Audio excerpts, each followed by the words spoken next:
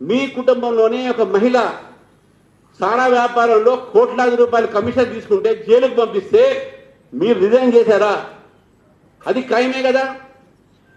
మీరు రిజైన్ చేశారా? మీ కేసీఆర్ గారు కానీ కేటీఆర్ గారు కానీ నేను అడుగుతా ఉన్నాను. ఈ యొక్క బీఆర్ఎస్ పార్టీకి నేను చెప్తా ఉన్నాను, మీరు చేస్తున్నది విష ప్రచారం. ప్రజలు మమ్మల్ని తిరస్కరించారు. మీరు ఎక్కడ ఫార్ములా కేసులో అరెస్ట్ అవుతారనో, మీ పెద్దవాళ్ళు ఎక్కడ కాళేశ్వరంలో ఇరుక్కుంటారనో భయానికి ఈరోజు బీజేపీ మీద ఇటువంటి అబద్ధాలు వేస్తా ఉన్నాను. నేను అదే చెప్తా ఉన్నాను.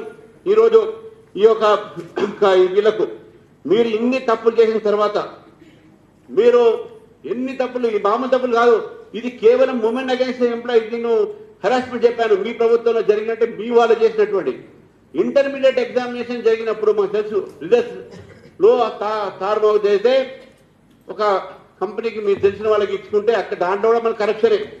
కమిషన్ తీసుకొని ఇంటర్మీడియట్ బోర్డు ఎగ్జామినేషన్ ఒక ఏజెన్సీకి ఇస్తే తప్పుడు రిజల్ట్స్ వల్ల ఎంతమంది విద్యార్థులు చనిపోయారు? 29 మంది సభ్యులు ఆత్మహత్యలు చేసుకున్నారు. మళ్ళీ ఆ సావుకు మీరు కారణం కాదా? మీకు అసలు ఏమి హక్కు ఉన్నది? నేను బండి సంజయ్ గారి ఒక విషయాన్ని, కుటుంబ విషయాన్ని తీసుకొచ్చి ఇంకో కుటుంబం, ఆ మైనర్ అమ్మాయి కుటుంబాన్ని కూడా రోడ్డు మీద పిలుస్తున్నారు.